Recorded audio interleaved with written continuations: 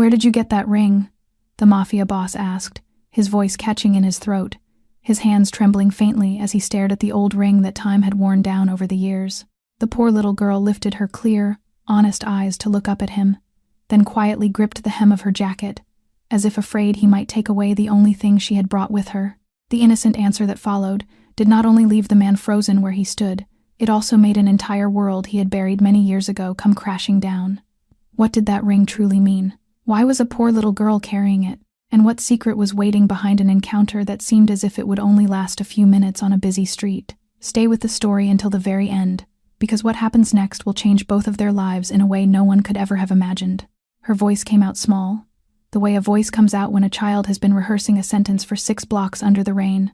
"I found it in my mommy's wooden box. She's sick. I just wanted to sell it to buy her medicine." Alessandro Moretti did not move. Around him, the sidewalk kept going. Umbrellas opened and closed. A taxi honked at the intersection. A courier on a bicycle cut between 2 pedestrians. The whole city continued to move as if nothing had happened, but in the shallow well of his palm, something impossible was resting. A gold ring, a pale blue sapphire, the color of a sky he had once stood under in Central Park with a woman whose hair had smelled of oranges. The band worn thin along the inside, worn in the exact way a ring wore when it had lived inside a wooden box for many years without a finger to warm it. He turned it once, slowly, between his thumb and forefinger. The engraving was still there, small, uneven, the letters made by his own hand at a small jeweler's counter in Little Italy, when he was 32 years old, and stupid enough to believe he could keep every promise he made. Sophia Carter forever. Alessandro closed his hand around it as if the ring might dissolve if he looked at it too long. 6 years. He had told himself, on more nights than he wanted to count, that the ring had gone with her, that it was in a river somewhere, or a pawnshop drawer, or the bottom of a suitcase she had never opened again. He had made peace with the idea the way a man made peace with an amputation. And now it was here, on a rainy Manhattan sidewalk, in the small wet fist of a stranger's child. Only when he looked at the child again did the second shock arrive. The green eyes, the line of the jaw when she pressed her lips together, waiting, the slight tilt of her head to the left as she watched him, the same tilt he had watched Salvatore Moretti make 1,000 times across a dinner table, the same tilt he had caught himself making in the mirror of every conference room he had ever sat in. A familiarity he did not yet dare to name. He lowered himself slowly onto one knee on the wet sidewalk, coat pooling around him, and brought his face level with hers. He did not want to frighten her. He did not want to frighten himself. "What is your name, sweetheart?" His voice came out rough, as if it had traveled a long distance to reach her. "Where is your mommy right now?" She looked at his hand. She was watching the ring the way a small animal watches food it has been told not to eat. She was afraid he might keep it. "Emma," she said. "Emma Carter." The last name hit him under the ribs. "My mommy is at home." She gripped the hem of her red jacket the way she had at the beginning, holding on to the only fabric that belonged to her. "She has been sick for 3 days. She has not been eating." For one long second, Alessandro looked at her. He looked at the eyes that were not her mother's. He looked at the small, careful mouth that was. He looked at the ring in his own palm. He looked at the rain running along the edge of the curb and disappearing into a grate. He stood up. His briefcase strap creaked in his fist. His knuckles were white. "Take me to her, Emma," he said, and the words were nearly a prayer. "Please, take me to your mommy." Emma turned without a word and started walking. She did not take his hand. She was not that kind of trusting yet. She walked in the way small children walk when they have been walking alone for longer than any child should have to head down against the rain.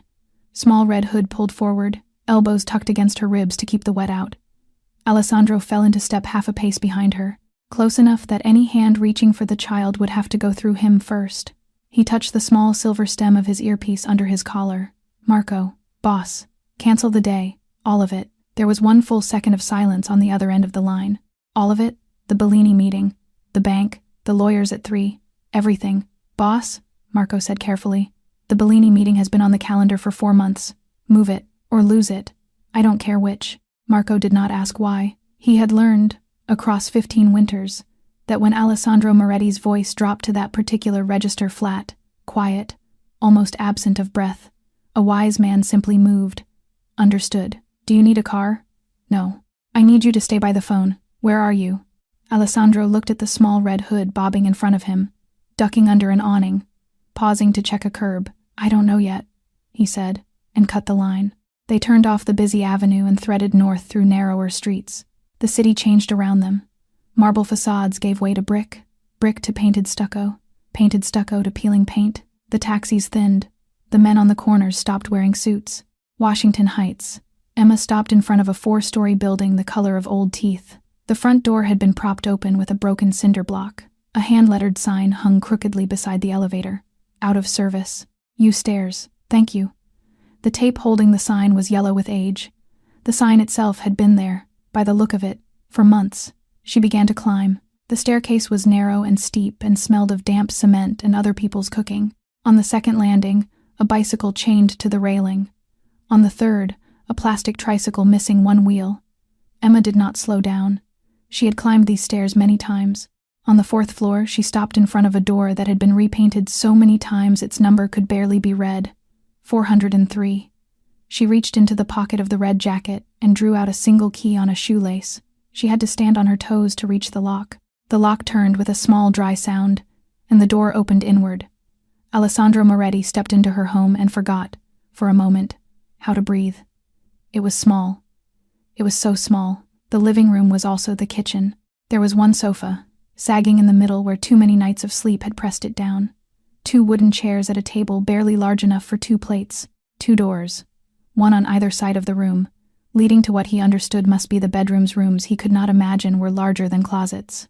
On the windowsill, 3 empty jars had been rinsed clean and turned into vases for the paper flowers a child had cut from a magazine. In the corner, an old sewing machine, a basket beside it, full of other people's clothes waiting to be mended. On the table by the door, a small stack of envelopes. The one on top was a shut-off notice from Con Edison, stamped in red. Beneath it, a folded prescription slip from a free clinic on Broadway, unfilled. Alessandro let the fingertips of his free hand rest very lightly on the back of the wooden chair. The chest under his coat felt as if a fist had closed around it. This is where she has been living. The woman who had once sat beside him at a 2-star restaurant on 57th Street, laughing over a glass of Barolo that cost more than the rent on this apartment. Emma took off her wet jacket and hung it on the single hook by the door. She turned and pointed at the closed door on the right. "Mommy is in there," she said quietly. "She has been sleeping a lot. She does not wake up when I talk to her." Alessandro crossed the small room in 4 steps and pushed the bedroom door open with the flat of his hand. The room was smaller than the living room. There was one narrow bed against the wall, one nightstand made of unfinished pine, a single window with a curtain of thin cotton the color of dishwater, and through that curtain, gray light. A glass of water on the floor beside the bed, half empty. A washcloth on the pillow that had been folded and refolded so many times it had begun to fray at the edges. And on the bed, under a blanket that had been mended in 3 places with different colors of thread, was Sophia Carter. Alessandro stopped in the doorway. For a long moment he could not move at all.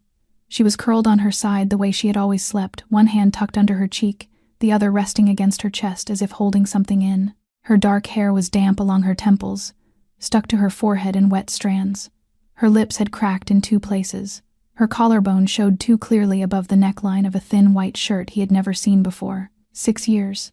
6 years, and she was thinner than the girl he remembered. 6 years, and there was a single strand of silver at her temple that had not been there before. 6 years, and the woman he had once told a priest he wanted to grow old with was lying in a room the size of a closet, sweating through a fever that no one had come to bring down. He crossed the room without any memory of deciding to.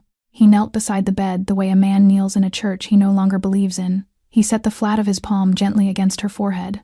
The heat came through his palm like something living. Sophia's eyelids trembled, opened halfway. It took her a long moment to understand what she was seeing. Her fever-blurred eyes moved slowly over his face, from his jaw to his cheekbone to his mouth to his eyes, in the confused, cataloging way of someone trying to decide whether a shape at the foot of the bed belongs to the waking world or to a dream. Then, very slowly, she understood. Her lips parted. Alessandro, his name in her voice. After 6 years, it came out of her the way steam comes out of a kettle, not spoken so much as released. There was no strength behind it. "Don't try to sit up." His own voice was low, almost a whisper. He did not trust it not to break. "Sophia, don't." But she was already trying. Her elbow shook under her weight. She got half a breath higher off the pillow before her arm gave out and she sank back down. A small, dry laugh escaped her, the laugh of someone who has been caught being weaker than she wants a witness for. He did not speak of the 6 years.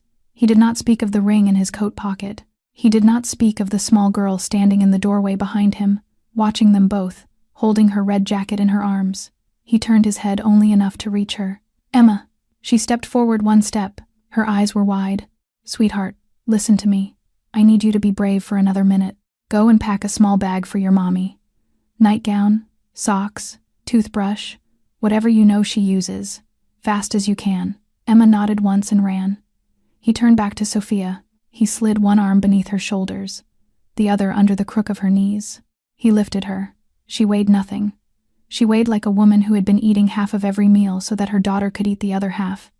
He felt the bones of her shoulder through the thin shirt. He felt the ridges of her spine under his forearm. Something inside his chest went very still. "You don't have to," she whispered against his collar. Her hand rose halfway toward his lapel and fell. Her head came to rest against the center of his chest, over the pocket where the ring was. She was too tired to fight him. He carried her out of the small bedroom and through the small kitchen and out the door of apartment 403, Emma trotting behind him with a canvas bag hastily filled, and down 4 flights of stairs. He did not remember descending. Marco Ricci was already at the curb. The Escalade's rear door was open. The engine was running. Marco's face, when he saw what his boss was carrying, did not move a single muscle. He simply held the door.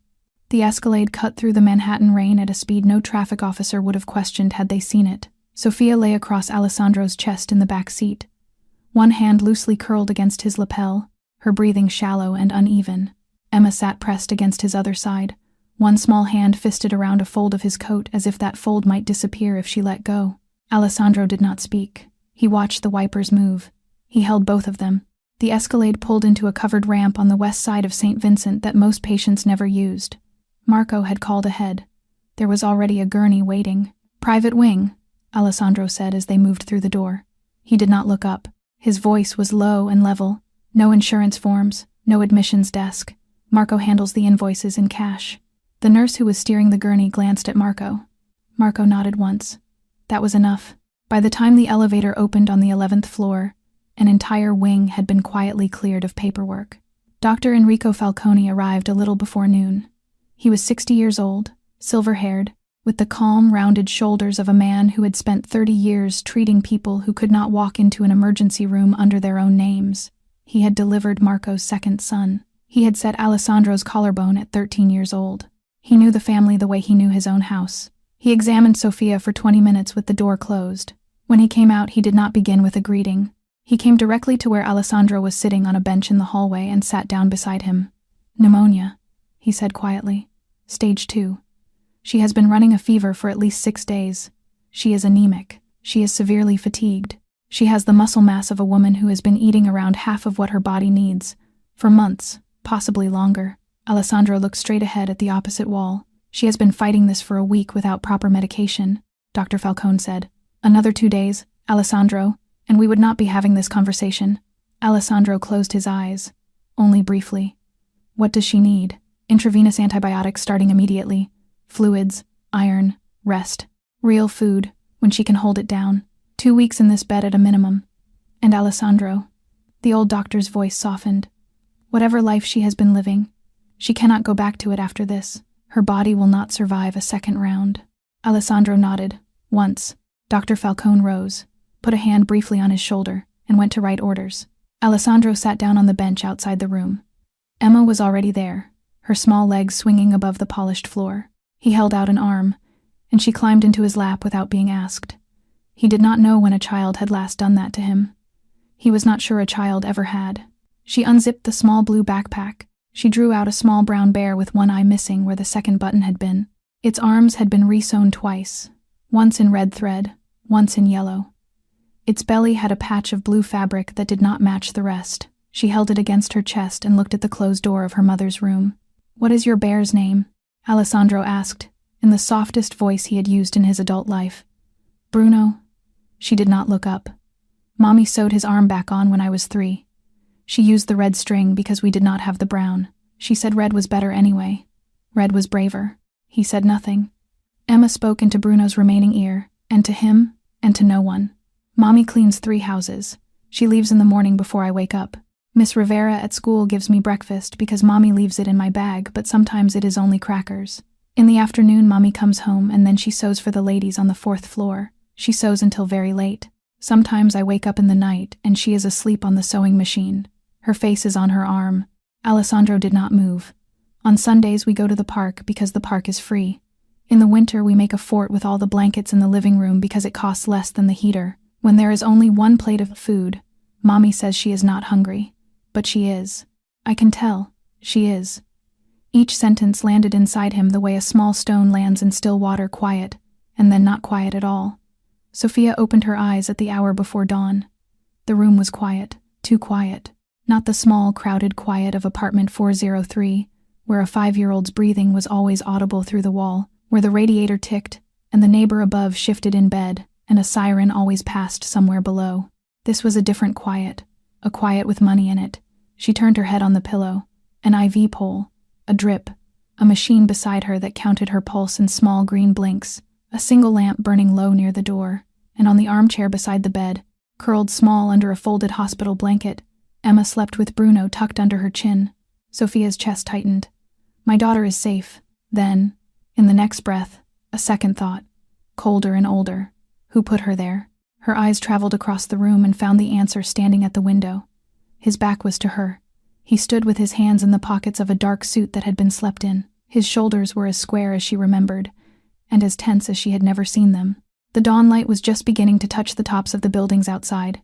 He was watching it come. He must have felt her looking, because he turned. 6 years met across a hospital room. He did not smile. She did not either. Whatever passed between them in that first look was not tenderness. It was a much older and heavier weather. He was the first to speak. You're awake. Why are you here, Alessandro? Her voice was thin. It had been thinner things. She was proud of the way it did not shake. He did not answer immediately. He walked to the bedside table without hurry, reached into the inner pocket of his coat, draped over a chair, and set something down on the polished wood beside her water glass. The ring, the small gold band, the pale blue sapphire, dulled by 6 years of dark, the engraving she could not see from where she lay but did not need to see. She looked at it the way a woman looks at a snake that has appeared on her pillow. Emma tried to sell this, Alessandro said quietly, on a sidewalk in Manhattan, in the rain, to buy your medicine. Sophia closed her eyes. The whole rest of the picture arrived in one movement, her 5-year-old daughter, alone on Broadway, walking up to strangers with a wooden box's worth of gold in her small pocket, offering it in exchange for a bottle of pills. Because Sophia had let the prescription sit on the kitchen table unfilled. Because Sophia had told herself she could sweat through one more night. The tears came before she had permission to stop them. They ran down the sides of her face, into her hair, warm against skin still hot with fever. She pulled the blanket higher on her chest. She was rebuilding a wall with the only brick she had.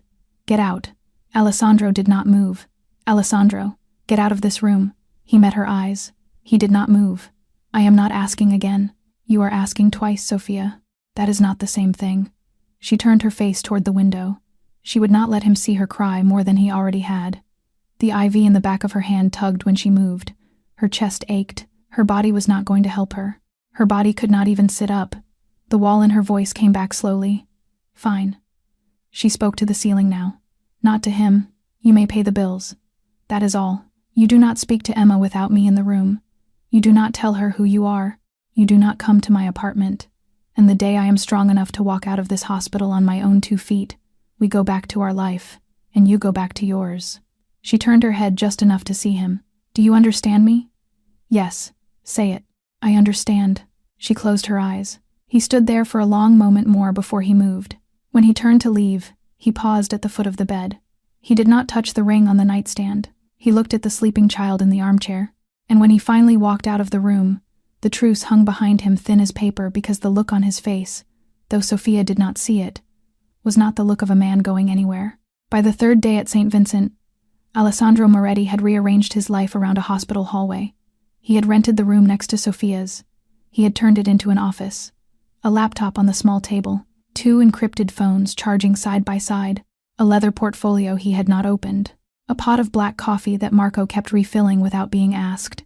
Marco himself stood outside the door with the calm patience of a man who had spent 15 years standing outside doors. Sophia had been true to her word. She did not speak to him beyond what was necessary. When the doctor came, she asked her questions of the doctor. When the nurse changed the IV, she thanked the nurse. When Alessandro passed through her room once each morning to see with his own eyes that her fever had come down another degree, she looked at the ceiling until he left. He had accepted this. He had promised he would, but he had not promised anything about the child. Emma had, by unspoken agreement, been allowed to wander between the two rooms. She spent her mornings on the armchair in her mother's room, and her afternoons on the small couch in his. She brought Bruno with her. She brought a coloring book with 3 broken crayons in it. She brought a pack of cards missing the Queen of Hearts. She would color for a while, and then she would look up and watch him work, and then she would color again, and every hour, without meaning to, Alessandro looked up from the screen and looked at her. At first, it was only to check that she was still there. By the 3rd day, it was something else. He began to notice the things he had been too shaken to notice on the first day. The small square shape of her jaw when she bit her lower lip in concentration, over the coloring book exactly the shape of Salvatore Moretti's jaw in the photograph on the altar at the Little Italy house, the photograph his father's cousin had taken in 1962. The way she tilted her head slightly to the left when she was listening to something she did not fully understand, the same tilt he had caught himself making across boardroom tables, so often that his own lawyer had once teased him for it. The eyes, the green eyes. Sophia's eyes were brown, warm brown, the color of coffee with milk. He had once written a stupid 22-year-old's letter to those eyes. Rosa Moretti's eyes had been green, the green of the small glass bottles she kept oil in on the kitchen counter of the bakery. He had not seen those eyes since he was 12 years old. Alessandro Moretti sat very still at his laptop for half an hour without touching a key. Then he called Marco in and closed the door. He spoke in Italian, low and even. Ask Falcone to pull the child's medical file. I want the exact date of birth. I want it within the hour. Marco did not blink. He did not ask why. He nodded once and left the room. The answer came back in 50 minutes on a folded piece of paper Marco handed to him without a word. Emma Carter. Date of birth, March 23rd. Age, 5 years, 3 months. Alessandro unfolded it slowly. He read the line twice. He began to count in the way any man counts when the arithmetic is going to decide the rest of his life. Sophia had walked out of their apartment at the end of June. He remembered the date without wanting to. He had spent the following 6 years remembering it. She had closed a suitcase and set his key on the kitchen counter and walked out of the front door on the 28th of June. 9 months later, to within a week of exactness, was late March. He set the paper down on the desk with a hand that was, he noticed distantly, not quite steady. He rose to walk to the door and speak to Marco, and instead he found himself sitting down again in the chair, sitting down heavily, as if his legs had asked a question of his body, and his body had answered no. He stayed there for a long time, with his elbows on his knees, and looked at the floor of a private hospital wing paid for in cash, and he understood, without any more denial available to him, that the child in the next room, quietly coloring a paper duck with a broken blue crayon, was his daughter. 10 days later, Dr. Falcone signed the discharge papers. Sophia walked out of the hospital under her own strength, one hand steady on Emma's shoulder, the other refusing the arm Alessandro offered. She had made him keep his word about that, but she had not been able to keep him from arranging everything else. She was not to lift anything for 2 weeks. She was not to sew. She was not to clean. A nurse would come twice a day. The refrigerator of apartment 403 had been quietly restocked while she slept real bread, real vegetables, the kind of yogurt she had once liked years ago and had not bought for herself since. On the counter, a small stack of receipts had been left where she could find them. All the utility bills paid. The red Con Edison notice replaced by a slip that simply read, "Account current." She did not thank him. He did not seem to expect her to. That first night home, Emma fell asleep on the couch inside a nest of blankets Alessandro had built for her, while Sophia rested in her bed. He carried the child to her small room without a word, and when he came back, Sophia was already at the kitchen table. 2 mugs of coffee steamed between them. She had made them herself. She had not asked him to sit down. He had not asked her either. They simply sat. The silence lasted long enough that the coffee cooled from hot to warm to nearly cold. Then he spoke. His voice was low and rough, the voice of a man who had been carrying a single sentence in his throat for 4 days. Sophia. She did not look up. Is she mine? She set her mug down. Her hand shook once. A small tremor she covered by placing her other hand over it. She had rehearsed the answer to this question for 6 years in mirrors, in the shower, in the moments before sleep, in the moments after Emma finally slept, and there was nothing left in the apartment to do but stand alone in her small kitchen and speak into the dark. She had 100 versions of what she would say if he ever asked. Every one of them left her now. She could only nod. Yes. The word came out very quiet. She is yours, Alessandro. There are truths a man carries in his body long before his mind allows him to speak them. Alessandro Moretti had known since the first look into that child's eyes on the sidewalk under the rain. What broke him now, at his own daughter's kitchen table in a fourth-floor walk-up in Washington Heights, was not the knowledge. It was the sound of it being said out loud. He put his forehead down against the heels of his hands. He did not cry. Not yet. He simply did not move. Sophia looked at him, this man she had once been engaged to, this man she had walked out on, this man whose child she had raised alone, and she began to tell him the truth because she was too tired now to hold it back. She told him about the phone call from a friend of a friend, 6 years ago, the one who had thought Sophia already knew. She told him about the woman's name. She told him it had not been the first. She told him about the night she had come home early, and the second name, and the shape of an evening that had made her understand there would always be a next one. She told him about closing the suitcase. She told him about setting his key on the kitchen counter and locking the door of their old apartment behind her and standing on the sidewalk in June with nowhere in particular to go. She told him about the pharmacy, 3 weeks later, the 2 lines on the small white stick on the tile floor of her college roommate's bathroom. She told him about picking up her phone, dialing his number, watching it ring twice in her hand before she cut the call. I did not want her to grow up in what you were. Her voice did not rise. I did not want her last name to mean what yours means. I did not want a man to knock on our door one day and hurt my child to hurt her father. So I did not tell you. And I raised her, and I have been raising her for 5 years. Alessandro did not lift his head from his hands. He nodded, slowly, into his palms. He did not argue. He knew she was right. When he finally spoke, his voice had gone quieter than she had ever heard it. Let me try, Sophia. He raised his head. His eyes were red but dry. Not as a Moretti. As a father. That is all I am asking. Let me try. Alessandro came back the next morning. He did not come with a lawyer. He did not come with a checkbook. He came with a paper bag from a corner bakery and a flat rectangular box wrapped in plain brown paper. Sophia opened the door with her sleeves pushed up and her hair tied back. She looked at the box. She looked at him. She said nothing. She stepped aside and let him in. Emma was sitting at the kitchen table with a bowl of cereal, both feet swinging above the floor. When she saw the box in his hands, she stopped chewing. Is that for me? It is for you. He set it down in front of her. If your mother says yes. Sophia's arms were folded across her chest. She glanced at the box. She glanced at her daughter's face, that particular face a 5-year-old made when she was trying not to hope for something in case it was taken away. Sophia sighed and nodded once. Emma untied the string the way a child unties a string on Christmas morning, slowly, savoring, so as not to skip any part of it. 48 colored pencils, 2 full rows in a hinged wooden case, each one sharpened, each one wrapped in a bright barrel with the name of its color printed along the side. And under them, a new sketch pad, the paper still stiff and clean. Emma inhaled. She did not exhale for a long time. She began to whisper the names aloud, slowly, sounding each one out. Vermilion, cerulean, sap, sage, ochre, periwinkle. She looked up at him with grave, shining eyes. At school there is 1 box for 6 of us. Miss Rivera says we have to share.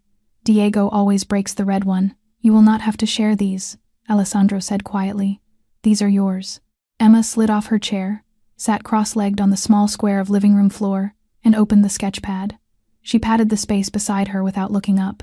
Alessandro Moretti, 38 years old, a man whose knees had knelt on cathedral stone at his mother's funeral, and on nothing else since lowered himself to the floor of a 4th-floor walk-up and picked up a green pencil. He drew a house. It leaned to the left. The roof was crooked. The chimney was clearly falling off. The door was a rectangle that had ambitions of being a square and had failed. Emma covered her mouth with both hands and laughed. Not politely. She laughed the way children laugh when something is genuinely funny. The sound rang off the small kitchen walls. That is not a good house. That, he said gravely, is the best house I have ever drawn. That is not a very high number. He almost smiled. She bent her head over her own page. Her house was much better. It had a garden of round, hopeful flowers. It had a curved path. It had windows with small crosses in them. In front of the house she drew 3 figures. A woman with brown hair, a small girl with a bow, and a tall figure between them, taller than the door, with a suit and no face yet. Alessandro's pencil went still. Who is the tall one? Emma considered the question with the seriousness of a small architect. Someone who takes care of them. He did not answer for a moment. He could not. "Do you have any kids?" she asked, without looking up from her drawing. He held the pencil very carefully. "No, sweetheart. Not until recently." She nodded, absorbing this the way a child absorbs any piece of new information about the world. She kept coloring. "I never had a dad." She said it the way another child might say, "I never had a puppy." Flat. Factual. A small missing piece in the corner of the world. Mom says he left before he knew about me, but she says he is not a bad person. She says he just made different choices. Alessandro's chest closed around the words the way a hand closes around a small burning thing. Not a bad person. He just made different choices. That was what Sophia had chosen to tell their daughter. About him. In 5 years alone in a 4th-floor apartment, he did not know what to do with the size of that gift. He did not know at that moment that Sophia was standing in the narrow doorway of the small kitchen, half hidden by the doorframe, one hand pressed flat against her breastbone, over the exact spot where a wall had been keeping her upright for 6 years, watching him kneel on the floor beside their daughter, watching the first small crack open. That night, after Emma was asleep, Sophia went to the bottom drawer of her dresser. Beneath the folded thermal shirts, wrapped in an old cotton scarf, was a photograph she had not looked at in nearly 4 years. She unfolded it slowly. Paris, the Eiffel Tower behind them, Alessandro with his arm around her shoulders, both of them laughing at something the photographer had just said. She looked at it for a long time. For the first time, no tears came. Alessandro came every morning. He arrived a little after 7, when the halls of the building still smelled of last night's cooking and the neighbors' radios had not yet started. He came with paper bags, fresh rolls from a bakery on Broadway, a carton of orange juice with pulp, because Emma had told him once, with great seriousness, that the pulp was the best part. A cup of black coffee for Sophia, no sugar, 1 drop of cream, the way she had taken it at 23. Sophia did not thank him out loud. She simply set the coffee down beside her and drank it while she folded laundry. He learned things. He learned the name of the girl who sat next to Emma at school. Lucy. Lucy had a gap between her front teeth and had told Emma that all princesses were supposed to have gaps in their teeth, and Emma had believed her for 3 days before Sophia gently corrected the record. He learned the name of Emma's teacher, Miss Rivera, whose classroom smelled of glue sticks, and who kept extra granola bars in her desk drawer for the children whose bags were empty. He learned that Emma was afraid of roaches with a fear so specific and so complete that she would rather step barefoot on a broken toy than on the linoleum in the middle of the night. He learned that she liked strawberry ice cream, not chocolate.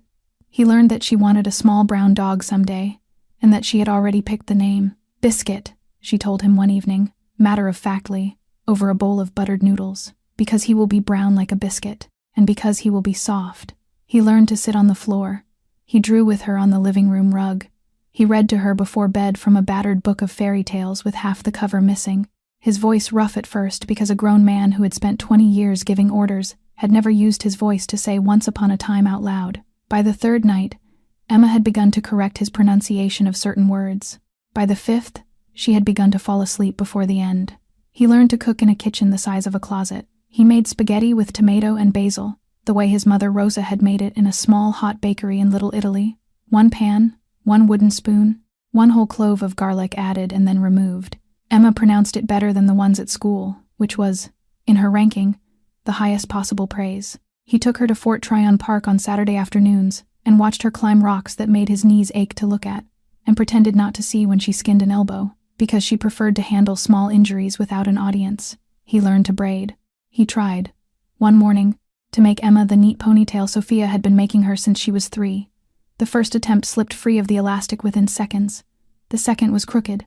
The third had a bump in it the size of a small egg. Emma waited, patient as a nun, and then when he finally stepped back defeated, she laughed and said, "Sit down, I will do it for you," and she climbed onto the couch behind him and did his hair instead, tying a small, ridiculous stub of a ponytail at the crown of his head, and by the time she was finished he was laughing too, quietly, in a way he had not laughed in 6 years. Sophia watched him. She did not comment. She folded laundry. She wrote out grocery lists. She kept the small physical distance she had promised herself she would keep. But she watched.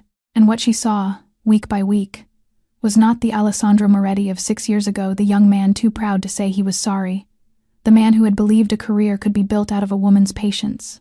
It was not the Moretti of the newspapers either, the name whispered in 3 languages in the boroughs of a city she had chosen to move to the edge of. It was a man learning something from the beginning, slowly, carefully, as if he already knew he did not deserve to be good at it and was going to try anyway. Emma began to call him Uncle Alex. She began it one afternoon without ceremony, in the middle of asking him to pass her the yellow pencil. "Uncle Alex, can you hand me that?" Sophia looked up sharply from the couch. Alessandro's hand paused above the pencil box. He said nothing. He handed her the pencil. Sophia did not correct her. One evening, after dinner, he stood at the door, putting on his coat to leave. Emma was already in her pajamas, cradling Bruno under one arm.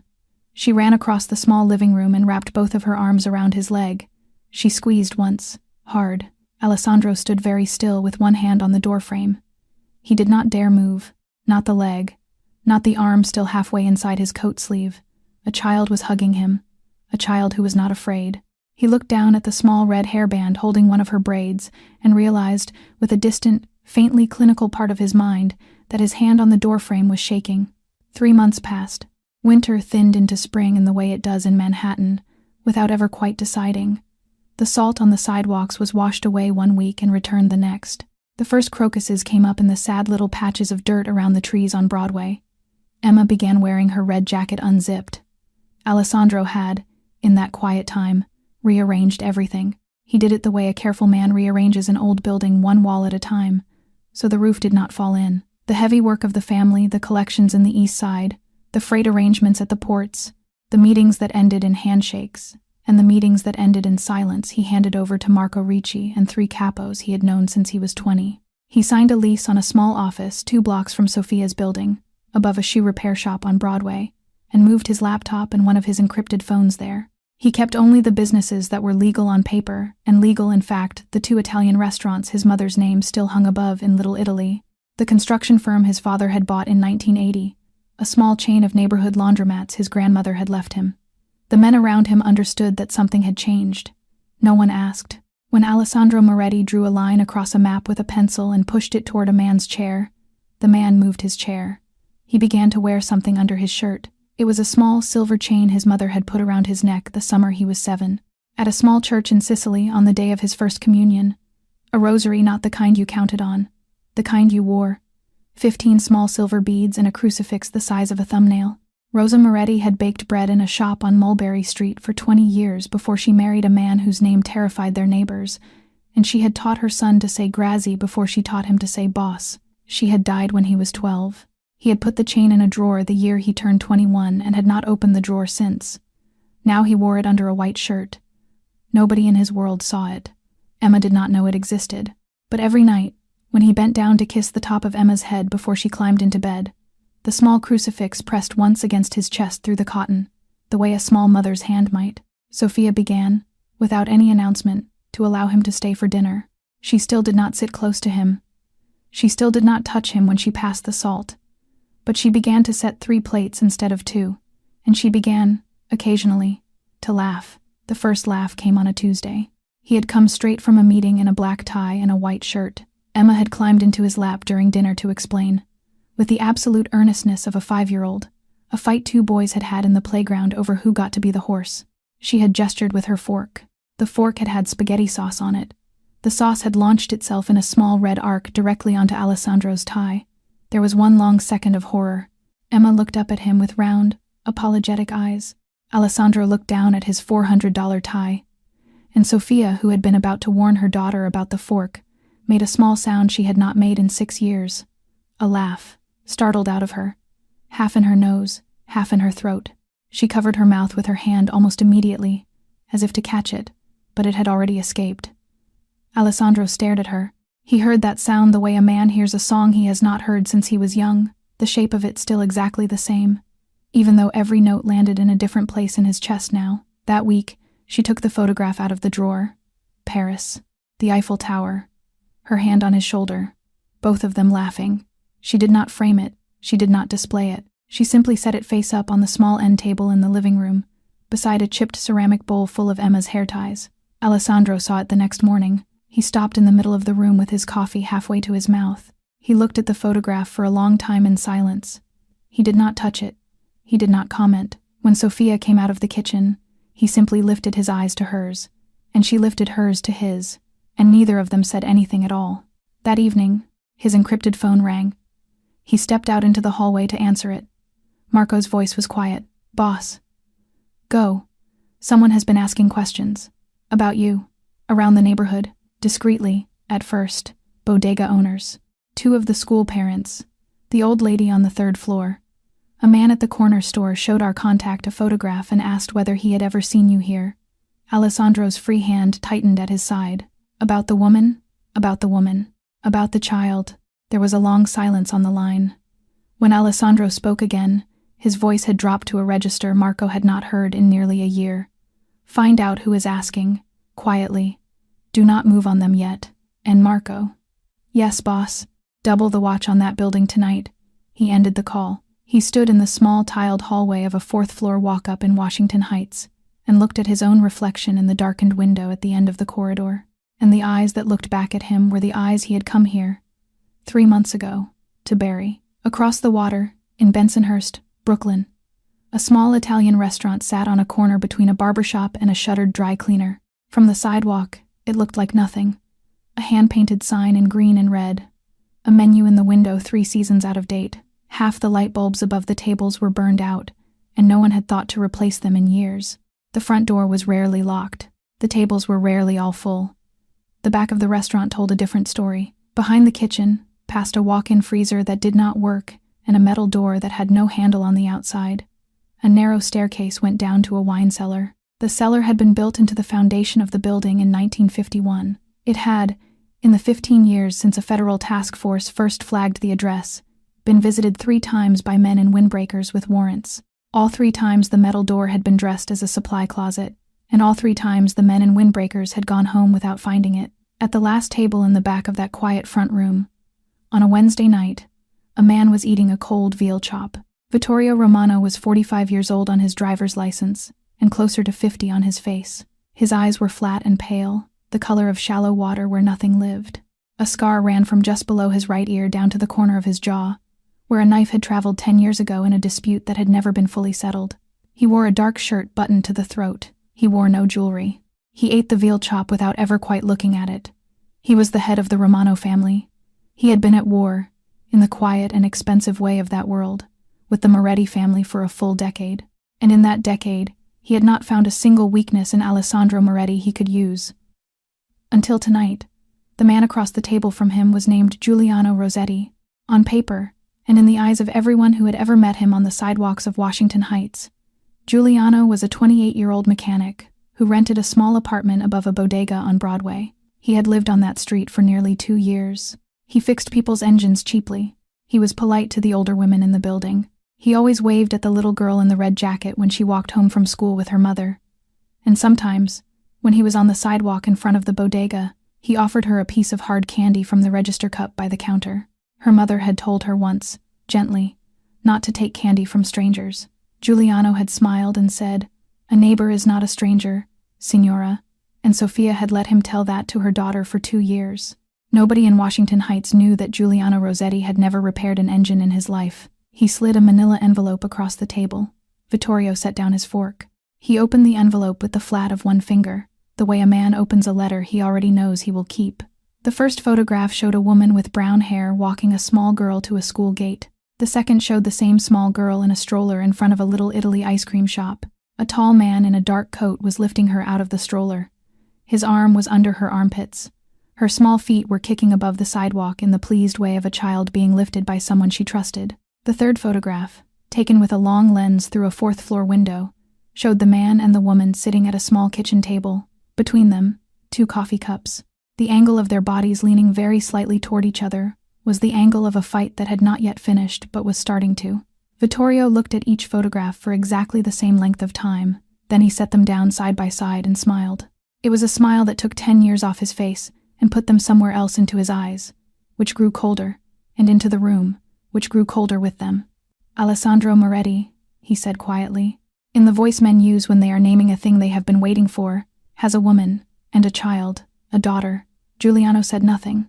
"Watch her," Vittorio said. "The mother, the child, the apartment, the school, the corner store, the walk home, all of it. I want to know what hour she leaves. I want to know what door she uses. I want to know when the guard on the building changes, and I want to know what nights the man is not there." He picked up his fork again, and then we wait. For the right night, 2 boroughs away, above a shoe repair shop on Broadway, Alessandro sat with Sophia at his small office desk. They were not fighting, they were planning. They had decided, quietly, that it was time to tell Emma the truth. All of it. In the gentlest possible words. Sophia would find those words with him beside her, and they would find them together on a night when the apartment was quiet and no one had homework and there was time. They chose Friday. Neither of them knew, on that Wednesday evening, that Emma would hear it first. Friday came slowly. Sophia had spent the day the way a person spends the day before saying something that will not be unsaid. She made the bed twice. She rewashed a set of dishes that were already clean. She caught herself, at 3 p.m, standing in the middle of the kitchen with a dish towel in her hand and no memory of how she had gotten there. Alessandro arrived at 6 with roasted chicken and a small carton of the vanilla ice cream Emma had begun to prefer on Fridays. Dinner passed without incident. Emma described in great detail a book about a whale that Miss Rivera had read to the class. Alessandro asked questions in the right places. Sophia laughed once, weakly, at the part about the whale sneezing. Nobody at the table gave anything away. By 7:30, Emma was in her pajamas and settled on the couch with a bowl of the vanilla ice cream and a cartoon about a family of small foxes who ran a bakery. Sophia caught Alessandro's eye across the small living room. He nodded once. "Emma," she said gently. "Uncle Alex and I need to talk about something for a few minutes. In the hallway, okay? The door is right there. If you need us, you call. Okay, Mom?" Emma did not look up from the foxes. Sophia and Alessandro stepped out into the small tiled corridor of the 4th floor. The overhead bulb had burned out 3 weeks ago. The neighbors on the other side of the hallway had gone to visit family in New Jersey. It was quiet the way old buildings are quiet at night, a hum of a boiler somewhere, a faint smell of onions from an apartment 2 doors down, a distant television. They closed the apartment door not quite all the way. Sophia leaned her back against the opposite wall and folded her arms across her chest as if she were cold. "I don't know what words to use, Alessandro. Say the true ones. They are the ones I am afraid of." He looked at her. He did not step closer. He did not touch her. He had learned that in 3 months. Say what she needs to hear. That she has a father. That he is here. That he did not know about her. And that when he learned, he did not leave. That is the beginning. The rest we tell her later. Sophia closed her eyes. She is going to ask why I did not tell her before. Then tell her that too. How do I tell a 5-year-old? Alessandro, that Alessandro is her real father, and that I lied to her. Alessandro, I have lied to her for 5 years. Her voice broke on the last word. She did not know, in that moment, that on the other side of the not quite closed door, 10 steps down a small hallway, in the crack of light between her mother's bedroom and the living room, her daughter had stopped. Emma had wanted to ask for more ice cream. She had wanted to ask if it was too early for a bath. She had gotten off the couch quietly, the way Sophia had taught her to move at night, and she had padded barefoot down the small corridor toward the sound of the 2 voices. She had stopped when she heard her own name. She had stayed still when she heard the word father. She had understood. In the small, clean way, a 5-year-old understands 1 sentence at a time, exactly 3 things. Alessandro is her real father. Mom lied to her. Mom has been lying to her for 5 years. The other words, the softer words, the words about not knowing and about not leaving, did not reach her. They dissolved into the wall. A child does not understand the shape of adult grief. She only understands 1 thing at a time, and the first thing Emma Carter understood, standing barefoot in the crack of a doorway, was that everyone she trusted had been keeping a secret with her name on it. She backed away 1 small step, then another.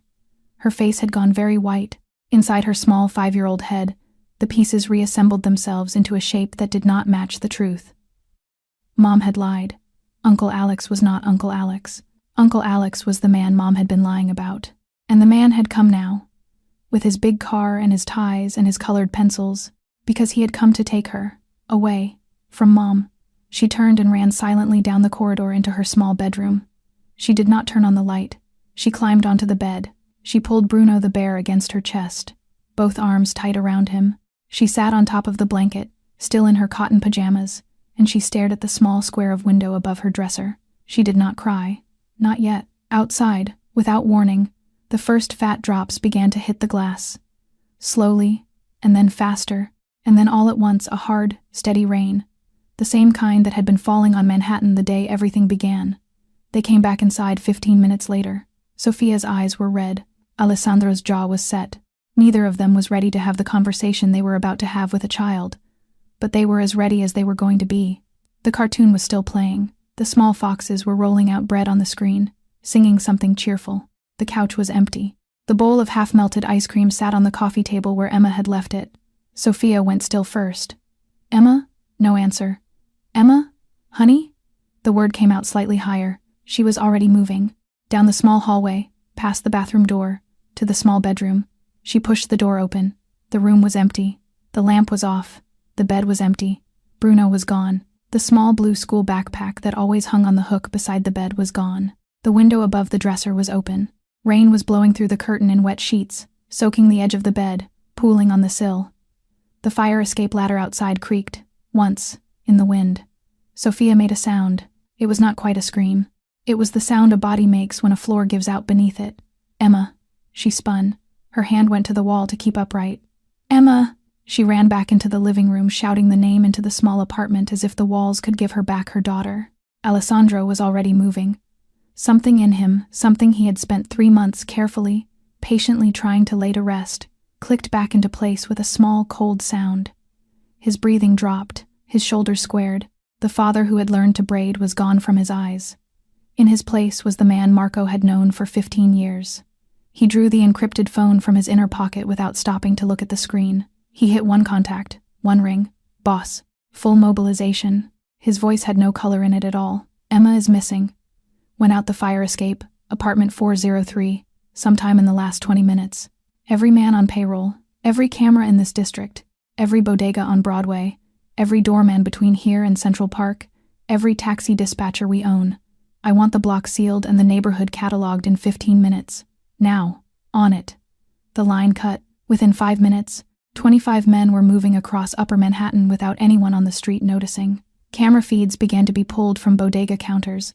A cab dispatcher at a lot on 140th Street was quietly asked to check every fare within a 6-block radius in the last hour. The doorman of a co-op on Fort Washington Avenue was slid a photograph across his desk and asked to please look. Sophia was already at the door, coat halfway on, one shoe missing. "I'll take east. Broadway to the park. South," Alessandro said. "I'll go south. Meet at the pharmacy on 175th in 20 minutes. She was already out the door. They took the 4 flights down, 2 at a time. Neither of them said anything more. There was nothing to say. On the sidewalk they turned in opposite directions and began to run. The rain was heavy now, the kind of rain that soaked a coat through in a minute. Sophia ran east under it without noticing it, calling Emma's name at every corner. The school, the park with the little bronze bear at the entrance, the ice cream place with the pink sign, the bench where she had sometimes sat with Emma at sunset. Empty, empty, empty. Alessandro ran south. He did not know why he ran south. His head told him the closer landmarks, the school, the corner store, the little library on Broadway, were where a 5-year-old would go. His gut told him something else. His gut told him that a frightened child who had once walked to a specific place in a specific rain would try, at 5 years old, to find that same place again. He ran 25 blocks in 12 minutes, through streetlights and cross-traffic he did not entirely see, and when he came out onto the small plaza on the sidewalk, where 3 months ago he had knelt to look at a ring in a small, wet fist, he stopped running. The plaza was empty. The rain fell straight down. The gutters ran. A single traffic light changed color for no cars. There was no small red jacket. There was no child. His breath was coming rough now, in the way of a man who had run in a suit and expensive shoes. His hair was flat against his skull. He stood in the middle of the empty sidewalk and looked at the place where his life had come apart 3 months ago, and there was nothing there. His phone vibrated in his coat pocket. He drew it out with fingers that were, he noticed, wet enough that he had to wipe them against his shirt to work the screen. The number on the display was one he did not recognize. The message was one line. Below the line, a video file, 20 seconds long. His thumb hovered. He tapped. The video began to play. The blood in his veins stopped moving. The video was 20 seconds long. The camera opened on darkness, corrugated iron, a cement floor stained with old oil, a single bare bulb swinging on a wire from a beam somewhere out of frame, so that the light in the room rose and fell in slow, sickening arcs. In the center of the frame, On a small wooden chair too big for her sat Emma. Her cotton pajama sleeves clung to her arms where the rain had soaked them coming through the fire escape. Her hair was wet at the ends. Her small hands were behind her back, pulled tight together at the wrists with a length of coarse brown rope.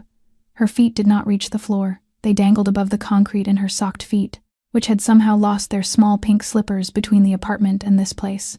At her feet, on the floor, lay Bruno, face down, his single button eye pressed into the wet cement, his body waterlogged and dark. Emma was not crying. Emma was doing the thing she did when Sophia sat her down after breaking a glass when she was too frightened to react at all. Her eyes were rimmed red. Her lower lip trembled once and then set. She was looking straight at the camera, the way a small, brave animal looks at something too large to fight. Behind her, out of the shadows, a figure stepped into the frame. He was tall. He wore a dark shirt buttoned to the collar. A black cloth had been pulled up over the lower half of his face, covering the mouth and nose. It did not matter. The eyes above the cloth were the eyes of a man Alessandro Moretti had studied across 3 federal indictments, and 1 long, quiet decade. Pale, flat, the color of shallow water where nothing lived. Vittorio Romano. He rested one gloved hand on the back of the chair. Not on the child. On the wood, an inch from the child's shoulder. His voice, when it came, was the voice of a man reading a shopping list. Alessandro Moretti. Bring me the deed to every one of your territories. Every one. Signed. Notarized. In your own hand. Bring it to warehouse 27 at Red Hook by midnight. Come alone. If I see even one of your men on the street outside one, you will not see her again. Not alive. Not tomorrow. Not on any day after that. The gloved hand tapped the wood twice, gently, above Emma's shoulder. The video cut to black. Alessandro stood in the middle of the empty plaza, with the rain running down the back of his collar, and did not move for a very long moment. There was a taxi door slamming somewhere on the far side of the plaza. He did not turn. Sophia was running. He heard her feet on the wet stone before he saw her. She came around the front of the taxi with her coat unbuttoned, hair plastered to her cheek, chest heaving. She had seen it on his face already from 20 yards away. What? He did not speak. Alessandro. What? She reached him and looked over his shoulder at the small dark rectangle of the phone. She had time only for the still frame. The chair. Emma. The rope. The bear on the floor. The sound that came out of Sophia Carter was not a scream in any way a stranger could have named. It was the sound a body makes when the last thing it has been holding upright inside it collapses. It came from somewhere below her lungs. It emptied her. Alessandro caught her before she went down. She did not say his name. She said something between his lapels, half against his chest, half into the wet fabric. Give it to him. He held her. Give it to him. Give him everything. Give him the territories. Give him the buildings. Give him the trucks. Give him the whole city. Alessandro. Give him the whole world. Just give him back my daughter. His hand was flat against her back. His other hand held the phone that had gone dark. He closed his eyes. He knew Vittorio Romano. He knew the law of the world Vittorio had come out of, and would never leave. In that world, no ransom was ever a ransom. Every ransom was a lure. Every trade was a doubling. What Vittorio Romano wanted from him tonight was not paper. It was 3 bodies, and a decade of unfinished work. He held Sophia against his chest in the pouring rain, and he did not tell her that yet. He simply held her, and behind his closed eyes, the man he had spent 3 months trying to bury opened them. Marco's Escalade pulled up beside them in the middle of the plaza less than 4 minutes after Alessandro made the call. He did not stop long enough to speak. The rear door opened from the inside. Alessandro helped Sophia in, climbed in beside her, and pulled the door shut, and the car was already moving before he had finished doing so. Sophia was shaking. She was not crying anymore. Crying had passed. She sat pressed against the seat with her hands flat on her knees, staring at nothing. Alessandro reached over. He took one of her hands off her knee and held it in both of his. His voice, when he spoke, was quieter than she had ever heard it. Sophia, listen to me. She did not turn her head, but she was listening. If I sign that paper and hand it to Vittorio Romano at midnight, he will not give us Emma. He will not give us any of us. He will take the paper, and he will kill Emma to close the account he has been keeping for 10 years. And then he will kill you, because you are the mother of my child. And then he will kill me. That is how he ends this feud. That is the only way it ends for him. The exchange is not an exchange. It is an execution. Her hand went very still inside his. No. Yes. No. Alessandro. Yes. She turned toward him at last. Her face was streaked with mascara and rain and something older than either. Her voice came out shredded. You do not know that. You do not know that for certain. You cannot know that. He might give her back. He might just want the territories. If we do not try, Alessandro, if we do not give him what he wants, and it goes wrong, I will spend the rest of my life knowing I let my daughter die for a piece of paper. He looked at her a very long time. His eyes were red. I have been Alessandro Moretti for 22 years, he said. I built the thing that made him hate me. I know the shape of it. I know the shape of him. I have never in my life asked you to trust me. Not on the day I asked you to marry me. Not on the day you walked out. Not on any of the days between. He held her hand tighter. I am asking you tonight. One time. One night. Sophia did not answer. She sat very still against the leather seat and let his hands hold hers. Then she nodded once. Small. Very small. But she nodded. Marco was already speaking, low and quick, into a headset. By the time the Escalade crossed the Brooklyn Bridge, the pieces were moving. More than 100 men who worked, in one way or another, for the Moretti family had been called out into the wet dark. They were being sorted into 3 groups by 3 lieutenants, each group taking a different approach to the piers at Red Hook, one from the north, through the container lots, one from the water along the docks, one from the south by way of a service road that had not been on a public map in 15 years. 2 drones were already in the air above Warehouse 27, one at 400 feet, one at 8, thermal cameras running. An unmarked ambulance was staged on Van Brunt Street, 2 blocks away, a nurse and Dr. Falcone waiting inside it. Nobody outside a very small circle knew what was happening. Nobody would.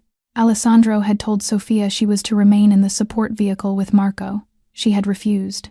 I am not sitting in a car 2 blocks away. Alessandro, Sophia, I did not raise her alone for 5 years so that on the one night she needs both of us I stay in a car. He looked at her. He did not win the argument. Instead, he made a concession. She would ride in the second Escalade with Marco, parked 2 streets from the warehouse. Close enough, not inside. She agreed. He agreed. Neither of them believed the other entirely. Before she got out of his car and into Marco's, he reached under his collar with 2 fingers. He drew out the small silver chain his mother had put around his neck the summer he was 7, the rosary he had begun to wear again 3 months ago, the 15 small beads and the thumbnail crucifix. He unclasped it. He placed it in her open palm. Hold this for me. Her hand closed around it. Until I come back with her. Sophia squeezed until her knuckles went white. She could not speak. He kissed her forehead. Once, quickly. He got out of the car. Midnight came in on a wet wind off the harbor. The piers at Red Hook were quiet at that hour. The container yards to the east had shut down at 8. The lights along the water were the only lights. The rain had slackened into a steady, soaking drizzle that carried the smell of salt water and old fuel. Warehouse 27 sat back from the water on a lot of broken asphalt. Its front doors were metal, 30 feet high, painted the color of dried blood. A single sodium lamp above the loading bay threw a yellow circle onto the ground. The rest of the building was dark. Alessandro Moretti walked into that circle of light alone. He walked the way a man walks when he has taken a long time to decide something. Slowly, both hands in view at his sides, his coat unbuttoned and open at the front, so that the fabric moved with him and showed that nothing hung under it. He had left the encrypted phone in the Escalade. He carried only a single manila envelope in his left hand. The small side door beside the loading bay opened as he approached. He stepped through. The inside of the warehouse was cavernous and cold. Empty pallets stacked to one side. A row of oil drums along the far wall. Old chains hanging from beams. The single bulb that had swung in the video was still swinging, casting the same slow arcs of light across the concrete. In the center of the floor stood Vittorio Romano. The black cloth was gone from his face now. He wore the same dark shirt buttoned to the throat. 6 men stood in a loose ring around him. All 6 had their weapons up. All 6 had their eyes on Alessandro's hands, and behind Vittorio, on the same small wooden chair, sat Emma. The rope around her wrists had been retied. A strip of cloth had been pushed into her mouth and knotted behind her head. Her cheeks were streaked. Her eyes were fixed on the door. When she saw Alessandro, her whole body jerked forward against the ropes. She tried to say something into the cloth. She could not. Her tears started again, but silently, running along the edge of the fabric. At her feet, still face down on the wet concrete, was Bruno. Alessandro looked at his daughter for exactly 1 second. Then he looked at Vittorio. For 30 long seconds, neither of them spoke. 10 years of a quiet, expensive war, compressed themselves into that silence, every shipment intercepted, every meeting rerouted, every unmarked grave that had been placed somewhere the other could feel it but not prove it. It all sat in the air between them, in a warehouse in Red Hook, under a bulb that swung. Vittorio spoke first. The paper. Alessandro lifted the envelope in his left hand. He held it out at arm's length. Vittorio's mouth moved into the shape of a smile. He took one step forward. He extended his hand. In the half-second it took his fingers to cross the distance to the envelope. Everything happened at once. The metal loading bay doors 30 feet high blew open. The corrugated roof above the northeast corner came in with a percussion that shook the beams. The old service door on the side by the docks came off its hinges. From the roof, from the front, and from the water side, 3 separate teams entered the warehouse without a shouted order between them. The sound that filled the building did not have a shape to it, only a rhythm. Short, sharp reports, boots on concrete, a pallet stack going over, the metallic clang of an oil drum knocked onto its side and rolling, glass breaking somewhere high above, where a skylight had been shot out to clear a sightline. Men shouting orders to each other in words that were shorter than sentences. Emma began to scream behind the cloth. The cloth came loose, then out, then her voice. Alessandro was already moving. He crossed the floor of the warehouse in a straight line, low, coat streaming behind him, not looking at any of the men to either side of him, not looking at Vittorio Romano, not looking at anything but the wooden chair and the small figure on it. Around him the room was full of noise and motion and things he did not stop to see. He heard once Marco's voice somewhere above him from the direction of the beams, sharp, controlled, calling coordinates. He reached the chair. He went to one knee behind her, hands already moving, folding knife open, blade against the rope on her wrists. The rope parted. "Papa is here." The word came out of him without any decision. It was the first time he had used it out loud. He said it again, quieter, into the top of her wet hair, into the small crown of her braid. "Papa is here. Papa is here, Principessa." She turned in the chair and threw both of her small arms around his neck as if she were drowning. At her feet, unnoticed in the noise, Bruno lay face down on the wet concrete. Emma held onto his neck as if she meant never to let go. Her small arms had wound around him so tightly that Alessandro could feel her heartbeat against his collarbone through the wet fabric of her pajama shirt. He rose from his knee with her clamped to his chest, one hand cradling the back of her head, the other flat against her back, and turned toward the door. He began to walk. The noise inside the warehouse was already dropping. The last of Vittorio's 6 men had been pulled off their feet. Marco's teams had the room. All around Alessandro, gun barrels lowered and radios crackled quiet acknowledgments. He walked past overturned pallets and rolling drums without looking at any of them. His eyes were on the small side door and the wet night beyond it. His whole body had one job now, and that job was to carry his daughter out into the dark. He did not see the man behind the container. There had been a 7th gun in the warehouse. He had not been in the ring of 6 around Vittorio. He had been placed in advance, before Alessandro arrived, in the shadow between 2 shipping containers stacked against the western wall. He was the one nobody had counted. He was the one the drones had not seen, because he had been behind steel. He was the last, quiet piece of Vittorio Romano's insurance. He rose now, from behind the 2nd container. He raised his weapon. He put the sights on the center of Alessandro Moretti's back, just below the shoulder blades, at the exact angle at which a man carrying a small child would take the round through his own body and not through the child's. He had time. There was no one between him and the target. The target was walking away from him, slowly, unaware, both hands full of a 5-year-old. He drew his breath to steady the shot. Sophia Carter saw him first. She had come in behind the 3rd team a full 60 seconds ago, against every order Marco had given her, against every promise she had made in the Escalade 2 streets away. She had not been able to stay. She had come in low along the western wall in a nurse's jacket Marco had thrown at her, and she had come around the front of the container stack in the last 3 seconds of her life as she had known it. She saw the barrel level. She saw the back of Alessandro's coat. She saw Emma's small braided hair against his shoulder. There was no thought. There was only 10 feet of concrete and a body. She crossed it in a run that skipped nothing, no consideration, no calculation, no last look at anyone. She hit Alessandro in the middle of his back, half a second before the report of the gun cracked through the warehouse. The bullet, which had been aimed at his spine, took her instead.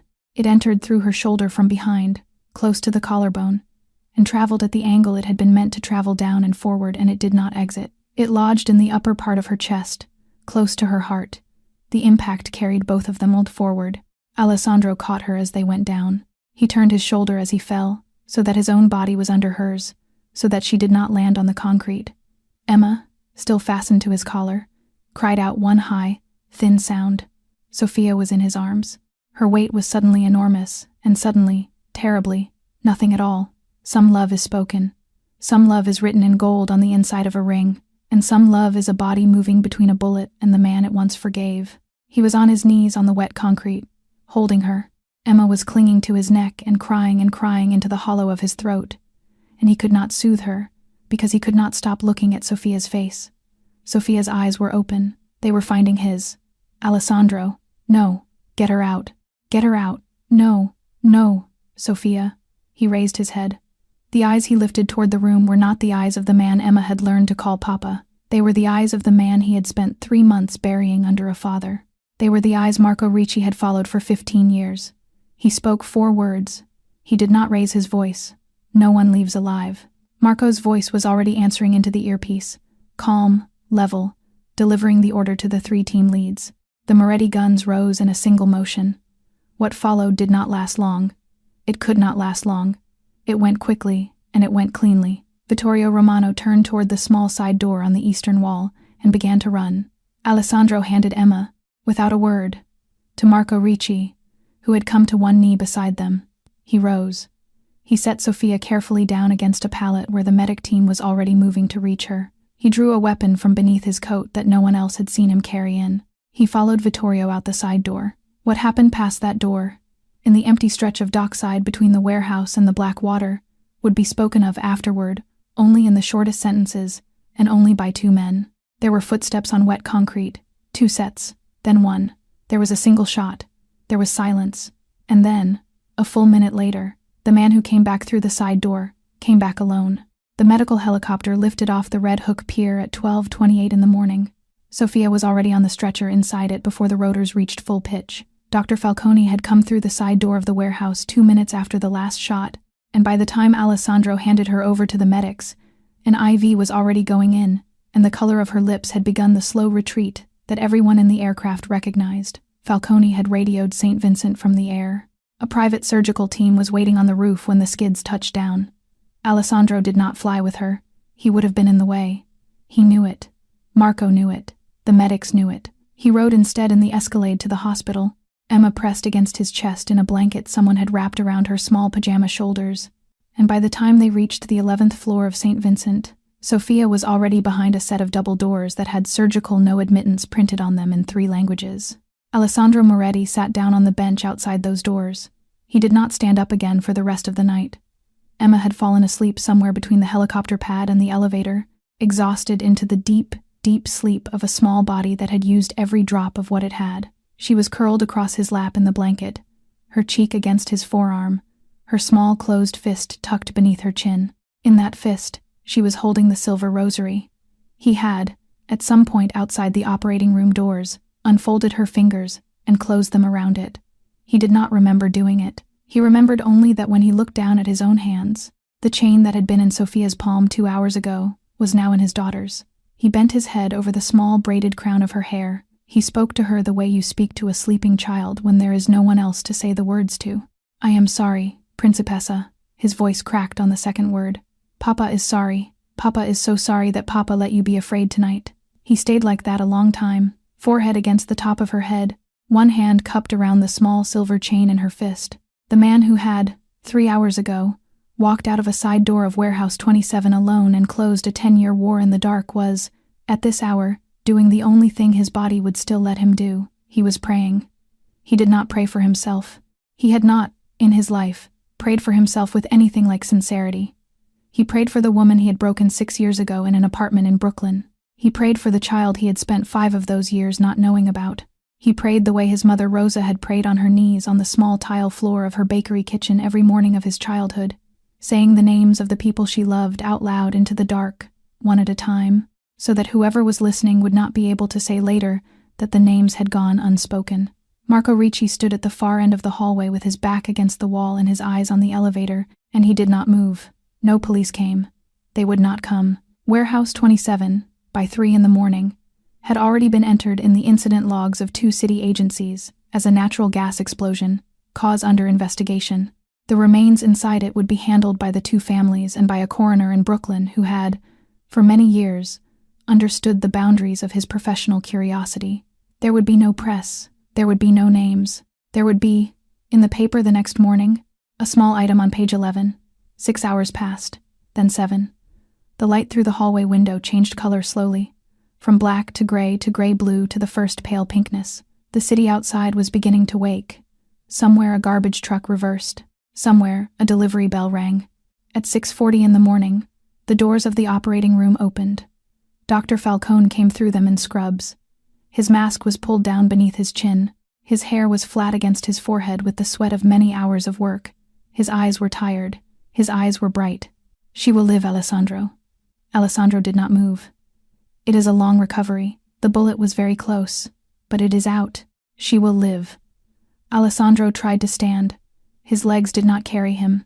He sat back down on the bench. Emma stirred at the sound of the voices. She rubbed her small fist against her eye. She lifted her head from his forearm. She looked around the hallway, remembered where she was, and looked up at his face. "Papa, where is Mommy?" He put his hand very carefully against her cheek. "Mommy is going to be okay, Principessa." 4 months passed. Spring became early summer over New York. The trees in Fort Tryon Park went from bare to green to full. Sophia Carter came home from St. Vincent on a Tuesday in late April, walking slowly on Alessandro's arm, and by the second week of August, she was walking on her own, unhurried but steady, along the paths of the small garden behind the house in Little Italy that Rosa Moretti had left her son. The scar on her chest was still there. It was small. It sat close to her collarbone, above the neckline of most of her dresses. She had learned not to touch it when she thought about it, and she had learned to laugh again in a way that no longer carried the effort it had carried in June. Alessandro had, in that same time, spent every quiet hour he had on paperwork. He had signed away, in one private meeting after another, the parts of his life that had no place in the house he wanted to build now. Marco Ricci had taken the operations that had made the Moretti name a whispered thing in 3 languages. What remained under Alessandro's own name was legal on paper, and legal in fact the 2 Italian restaurants in Little Italy that still bore his mother's name above the door, the construction firm his father had bought decades before, a handful of buildings, the small chain of laundromats his grandmother had left him. He had gone in one Saturday morning to a room full of men in dark suits from 3 other families and had told them, without ceremony, that he was out. There had been a long silence at that table. There had also, in the end, been quiet nods. The wedding took place in the small garden behind the Little Italy house. There were 9 people present. Emma wore a white cotton dress that Sophia had let her pick out from a shop on Mulberry Street. Her hair had been done in the neat ponytail Alessandro had, after many months of practice, finally learned to do without a single bump. She held a small basket of white petals that she was carrying with the great responsibility of a 5-year-old who had been given a job. Marco Ricci stood behind Alessandro in a plain gray suit and did not say a word all afternoon. Dr. Falcone sat beside Signora Bianchi, under a lemon tree. Both of them held their hands folded in their laps the way older Italians hold their hands at things that matter. Alessandro had not bought a new ring. When the small ceremony reached the moment for it, he reached into the breast pocket of his jacket and took out the same small gold band with the pale blue sapphire, the ring Emma had once held out in a small wet fist on a Manhattan sidewalk under the rain, the ring with the words Sophia Carter Forever engraved in his own handwriting on the inside. He held it for a moment in his palm. He looked at Sophia across the small square of garden. He slid it onto her finger for the second time in his life. This time, without the arrogance he had brought to it the first time. This time, with a vow he had been given by pain. Sophia cried, quietly. She did not look away from him. Emma pressed against both their legs from below, both of her small arms wrapped around them, and she used, in that moment, the word she had not used out loud to any living man in her whole small life, Papa. Above them, the sky was clear. The rain that had fallen on a Manhattan sidewalk many months before had long since stopped. A ring can be a symbol of a promise made too early, or of a promise kept too late. Sometimes, in the same lifetime, it can be both. Alessandro Moretti was, from that afternoon forward, no longer the man the underworld of New York whispered about in dark rooms. He was a husband and a father, learning to make up for the years he had missed. One morning at a time. Dear friends, thank you for staying with this story until the very end. If there is one small thing to carry away from Alessandro and Sophia's night on that Manhattan sidewalk, It is this: real redemption is not written in a single grand speech. It is written in the small choices of a Tuesday morning, and again on Wednesday, and again on Thursday, in every quiet decision to be a better version of who you were the day before. And real love is not always the love that never breaks. Sometimes it is the love that breaks, and waits, and finds its way home again carried by a small hand, in a small pocket, on a rainy sidewalk in a city too big for it. Have you ever been given a second chance by someone you once hurt? Or have you found the courage, one difficult morning, to offer that second chance to someone who hurt you? Have you ever seen someone you love change slowly, quietly, without asking to be praised for it? Please share your story down in the comments below. Someone else watching this video tonight may need to read your words more than you know. If this story touched your heart, please tap the like button, subscribe to our channel, and share this video with a friend who might need to hear it today. Every like, every comment, every share helps us keep telling these stories, and helps them reach the hearts of people who are looking, tonight, for exactly this kind of comfort. From our channel to you, wherever you are watching from, we wish you good health, a peaceful heart, and a home with a light always waiting in the window for you. May tomorrow be kind to you. May the people you love stay close. And may every morning give you one small chance to become the person you most want to be. Goodbye for now, and we will see you again very soon in the next story.